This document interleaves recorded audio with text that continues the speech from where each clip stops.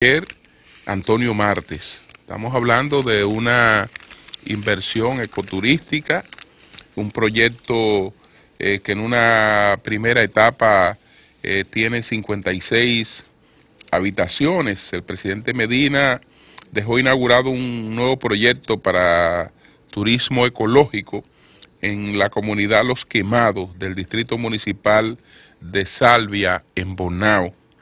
Se trata del rancho Guacamayo. Este rancho Guacamayo, propiedad del empresario del transporte Antonio Marte, pues que en la primera etapa ofrecerá servicio de hospedaje con 50 habitaciones disponibles hasta alcanzar las 110 habitaciones. Cuenta con 2 villas para familias que hospedan 15 personas cada una, mientras que una cava y un restaurante complementan la oferta. Para actividades masivas cuentan con salones para actividades sociales, familiares e institucionales, además áreas infantil, piscina, una capilla réplica de la Basílica de Higüey y área de animales exóticos, entre otros atractivos. El complejo está distribuido en tres parcelas con una dimensión territorial de 61.245 metros cuadrados en carreteras de acceso y parqueos y 1.306.047 metros lineales en pared perimetral y de seguridad. Entonces, felicitaciones, don Antonio Marte, por esta inversión ecoturística. Son de las cosas que hacen falta en el país y que complementan mucho, complementan la oferta turística del país. Incluso en este proyecto está contemplado un hospedaje para mascotas, es decir que las personas pueden llevar sus perros, sus animales domésticos, cuando ya esta parte esté lista a este hospedaje.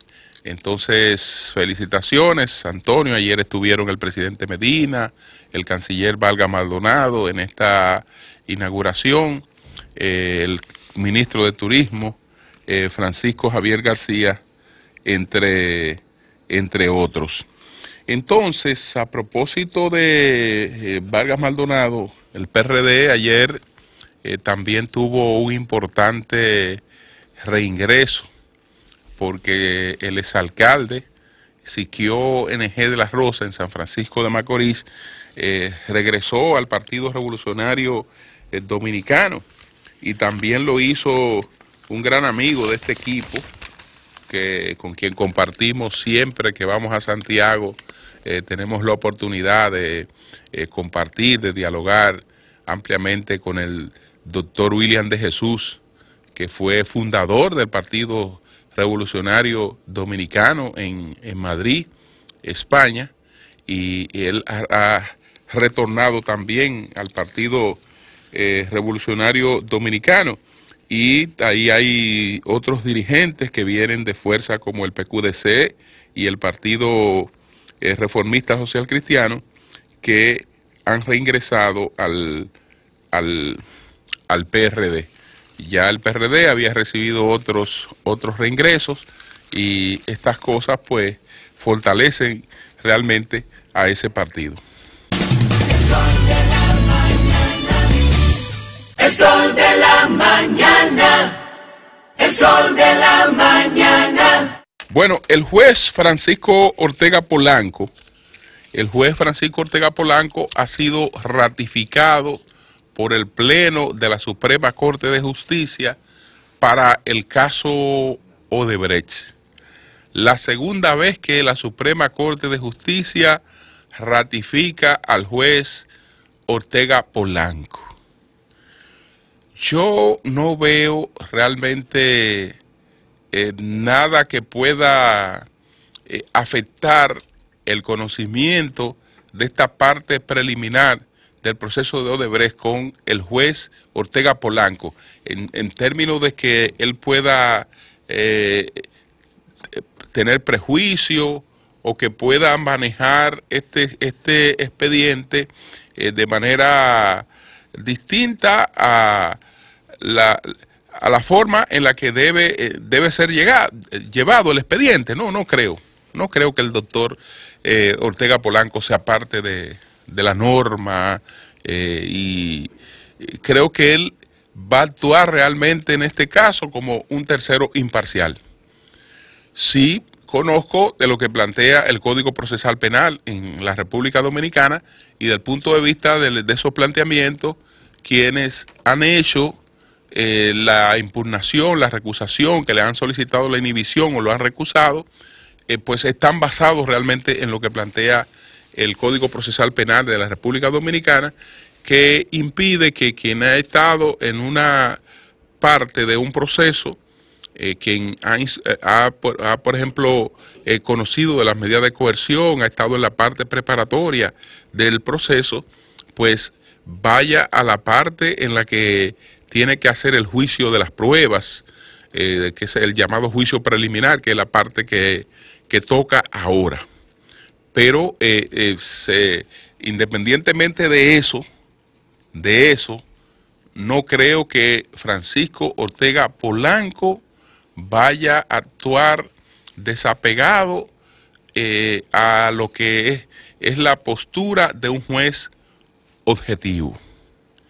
Incluso en este mismo proceso, él así lo ha demostrado. Hay que recordar que el juez Ortega Polanco, el mismo que dictó la medida de coerción contra todos los encartados del caso Odebrecht, fue el mismo juez que después, frente a un encartado, no dictó esas medidas de coerción. Pero también fue el mismo juez que, habiendo la Corte de Apelación pues rechazado la variación de la medida de coerción contra Víctor Díaz Rúa y Ángel Rondón, una vez se cumplió el plazo que ellos tenían para recurrir esas medidas ante el propio juez, el juez que varió esas medidas de coerción fue Francisco Ortega Polanco, el mismo Francisco Ortega Polanco. Entonces, no creo que en los casos en los que se advierta claramente que han sido mantenidas personas en la acusación sin sustento, esas personas vayan a ser mantenidas en la acusación. No creo que eso ocurra. Esa es mi posición. Pero ustedes saben que en materia de jurídica y sobre todo en un caso donde hay varios encartados, pues cada cual tiene su estrategia. Cada cual tiene su estrategia y detrás de esas estrategias hay objetivos que a veces usted no advierte. Entonces, el doctor Marino Elseví, que en estos momentos no está como abogado de ninguno de los encartados porque él era el abogado de Bernardo Castellanos y Bernardo Castellanos está en el grupo de lo que fue excluido de este expediente Odebrecht, conversó con nosotros recientemente y nos habló de dos decisiones del Tribunal Constitucional. Esta mañana temprano, fuera del aire, Humberto nos hablaba de esas decisiones del Tribunal Constitucional a la que posiblemente se refiera el próximo lunes, Humberto Paniagua, que son contrarias a esta decisión del Pleno de la Suprema Corte de Justicia. ¿Qué puede pasar ahora? Que tal vez alguna de las partes, algunos de los acusados pudiera acudir ante el Tribunal Constitucional por este aspecto. Eso retrasaría más el proceso preliminar. De todas maneras, como esta decisión se adoptó ayer, vamos a tratar de consultar un poco más adelante a los abogados que hicieron esta recusación para ver si ellos la van a acoger o si van en cambio a acudir ante el Tribunal Constitucional por la ratificación de la decisión del Pleno de la Suprema Corte de Justicia. Este caso, entonces, depende de eso, en lo que tiene que ver con la parte jurídica. Ya en el aspecto de las acusaciones, ayer tuvimos la oportunidad de conversar en el Sol de la Mañana con el ex senador Andrés Bautista, y el país escuchó sus alegatos de las cosas que hacen más ruido, por ejemplo, que está una acusación de movimientos bancarios por unos 1.900 millones de pesos, pues presentó la historia de las empresas que han hecho esos movimientos, que no se trata de una cuenta personal de Andrés Bautista, sino de una empresa que compra y vende, compra materia prima, vende ya lo que produce, producción porcina, por ejemplo, aunque también tienen producción avícola. Entonces toman préstamos, y todas estas cosas están ahí calculadas en esos movimientos. Ahí no hay referencia a una sola transferencia que haya provenido de las cuentas que se están planteando ahí como las cuentas desde la que se originó el soborno, y se hayan dirigido a las cuentas de Andrés Bautista. Hay, como en otros casos, alegatos de enriquecimiento ilícito, pero ya eso es una cosa distinta a lo del soborno, porque lo del soborno tiene que tener evidencia de que alguien pagó un soborno y alguien recibió un soborno, alguien admitió haber dado un soborno y alguien admite haberlo recibido, o si no admite, hay pruebas de que esa persona recibió un soborno. En ese caso no. En ese caso, lo que el Ministerio Público ha dicho, bueno, este caballero fue mencionado en las vagas delaciones premiadas que se hicieron en Brasil, porque dos de los delatores dicen que pudiera ser que él haya recibido algún tipo de soborno, pero que ellos no están seguros ni tienen certeza de eso. Entonces, bueno, como estos caballeros dijeron eso, y resulta que este señor tiene un patrimonio importante, entonces, helo aquí, señor juez, helo aquí, porque nosotros no tenemos prueba de que él haya recibido pagos, no tenemos manera de probar que él haya recibido soborno, pero él sí tiene patrimonio. Como él tiene patrimonio, el patrimonio es la prueba de que él pudo haber recibido el soborno. Eso no es tan fácil. Eso no es tan fácil, porque tiene que haber una conexión. De lo contrario, se puede tratar de otro tipo de cosas. Ayer recibí el escrito de Tommy Alberto Galán.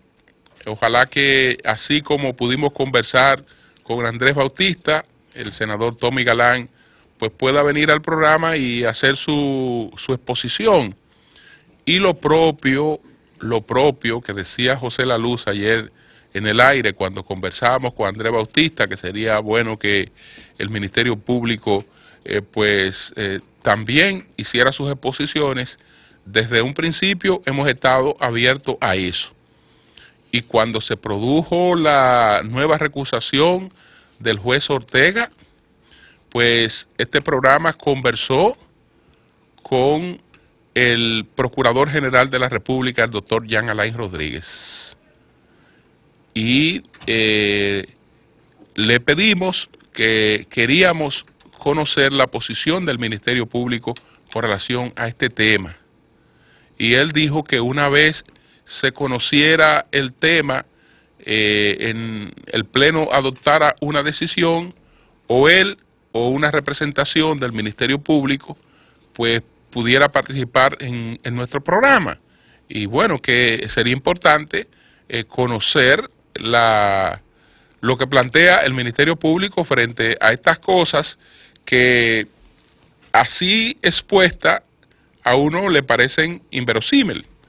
En el caso, por ejemplo, cuando conversábamos ayer con Andrés Bautista, además de este caso del que ya hablé, de los 1.900 millones, estaba una acusación de que su esposa compró 14 fincas en un mismo día. Entonces don Andrés explicó ayer qué pasa con eso. Usted adquiere una propiedad, esa propiedad tiene X cantidad de herederos, a cada uno le corresponde una porción de esa propiedad que usted está comprando. Evidentemente que usted no le puede comprar a uno solo. Es una sola propiedad la que usted está comprando, pero esa propiedad a su vez ya se ha hecho una determinación de heredero y está subdividida. Entonces, ¿qué usted va a hacer? Usted le va a comprar a uno para que los otros lo demanden o declaren nulo, o usted va a comprar nada más la pequeña porción de uno. Si la va a comprar completa, requiere que todos vayan a firmar. Que todos vayan a firmar. Pero no son 14 ventas. No eran 14 ventas. Él lo explicó muy bien y mostró ayer la documentación de esa parte. Entonces, ¿qué piensa el Ministerio Público de eso? ¿Por qué están ahí imputaciones como esta? Pudiera cualquiera decir, bueno, pero que demuestren esto en los tribunales. Sí, es verdad, en los tribunales tienen que demostrarlo, pero este es un caso que también es un caso que se está ventilando públicamente. Es un caso político y mediático. Y entonces sería importante conocer realmente la posición del Ministerio Público frente a esos alegatos. Y en nuestro caso hemos estado totalmente abiertos a eso.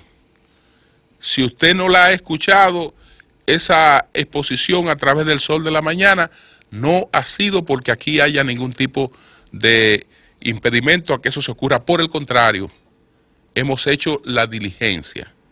Hemos tratado de que eso ocurra y esto es un llamado también para que eso ocurra. Entonces, tengo detalles de lo del escrito de Tommy Galán, pero prefiero que el propio senador coordine el día en que estará con nosotros y pueda hacernos su planteamiento con relación a ese tema.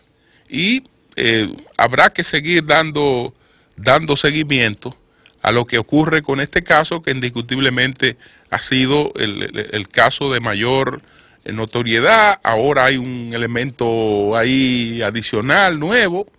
He visto que la diputada Farideh Raful está haciendo un alegato de que se expliquen unos contratos que tenía Joao Santana. Desde mi óptica, yo veo que esto es distinto a lo que se trató de alegar en el principio, porque en principio no era que a Joao Santana se le pagaba, no era que Joao Santana estaba contratado para hacer trabajos creativos, sino era lo contrario. Se quería establecer que Joao Santana había financiado la campaña del presidente Danilo Medina. En este caso, esto tiene un planteamiento distinto. No, resulta que Joao era un profesional contratado del marketing en el país al que se le pagaba por eso. Entonces después, bueno, pero este señor cayó preso en Brasil y alega Faride que después se le pagó.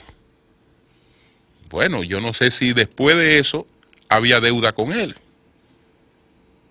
Si después de eso había deuda con él, o lo que ella alega es que aún después de eso se han mantenido trabajos de él. También vamos a buscar los detalles para entender un poco más, pero sí de entrada veo que ya no es el alegato de que él sobornaba, sino que a él se le pagaba por su trabajo. Que si ustedes no recuerdan, era lo que decíamos desde el principio, que este señor había sido contratado para la campaña, en principio, que había sido contratado y fue contratado por empresarios privados, de los que se sabe nombre y apellido, y después trabajó para el gobierno. Una gran parte de todas estas cosas que ha presentado el gobierno las trabajó el creativo Joao Santana. Bueno, a ese creativo se le pagaba. Entonces ella quiere que se aclaren una serie de cosas sobre eso, pero ya no es que este señor le enviaban un dinero desde Brasil y él entonces con ese dinero pagaba sobornos en la República Dominicana, sino que resulta que él estaba en la República Dominicana contratado, brindando unos servicios por lo que a él se le pagaba. Eso es distinto a Mauri Jaibar. El sol de la mañana, el sol de la mañana. Cuando vemos todas las cosas que intervienen en la determinación de los precios de los combustibles, desde el punto de vista de la clase media, que es la consumidora de esos combustibles, los que tienen el mayor peso en el impuesto, pues hay razones para preguntarse, ¿y por qué a mí? Aunque en el caso de la gasolina, además de la clase media, hay un sistema de transporte popular que la usa, que es el motoconcho. Pero el transporte público de pasajeros no se hace con gasolina, ni siquiera con gasoil, sino con gas licuado de petróleo. Entonces, ahí están los componentes. Esos componentes van desde el precio de paridad de importación, que no es otra cosa que el valor con que de fábrica con que es puesto ese combustible en el país, el costo del flete del combustible, el costo del seguro del flete, está entonces los costos bancarios, está la carga por manejo de la terminal, están los gastos de administración de ley, y hay dos factores, bueno, también están los márgenes de intermediación de los tres sectores que intervienen en la comercialización de los combustibles. Todo esto está en el componente de costo de la gasolina.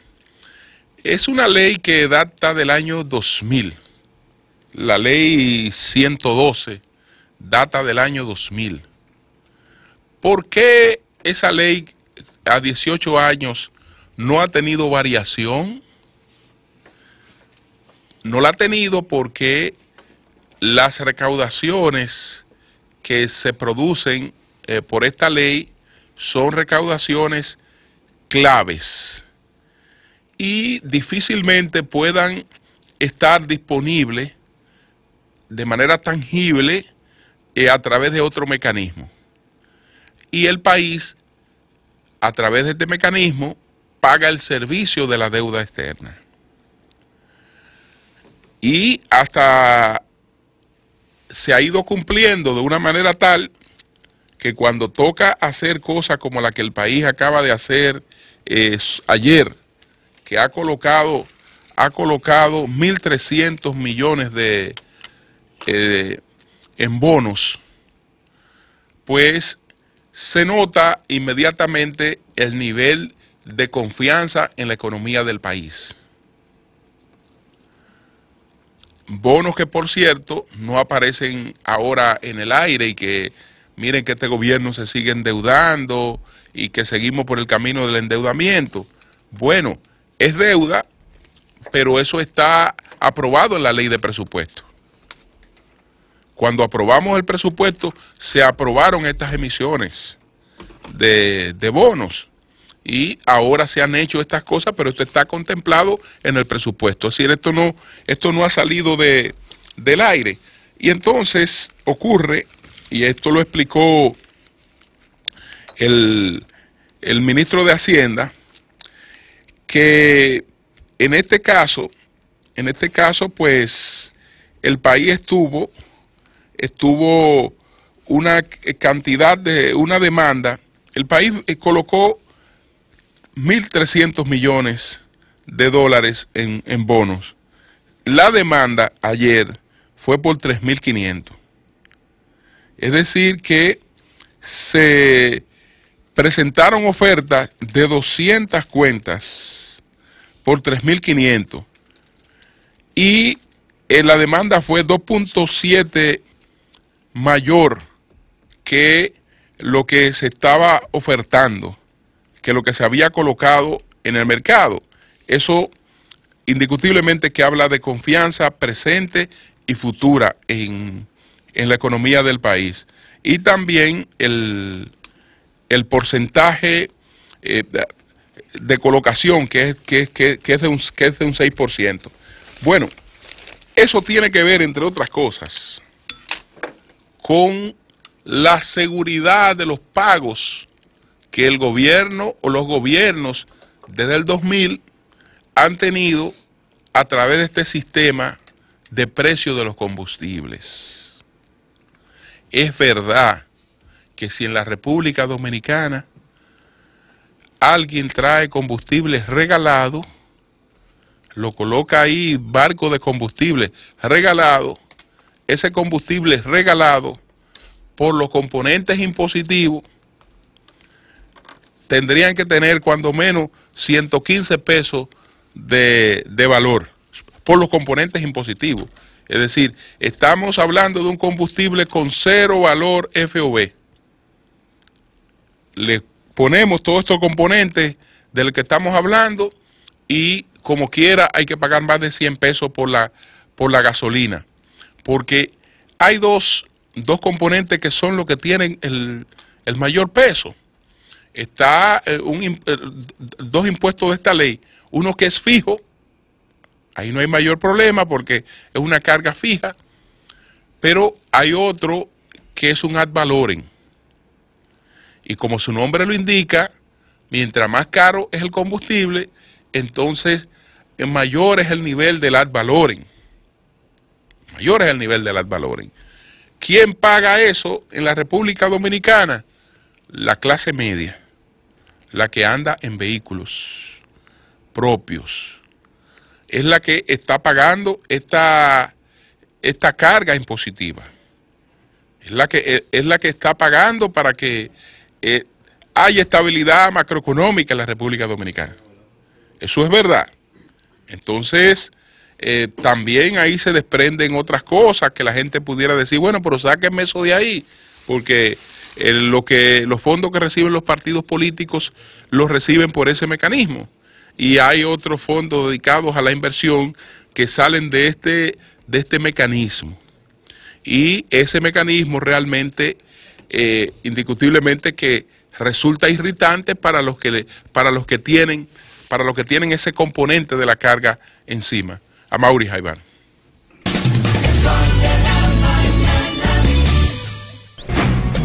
quieres sin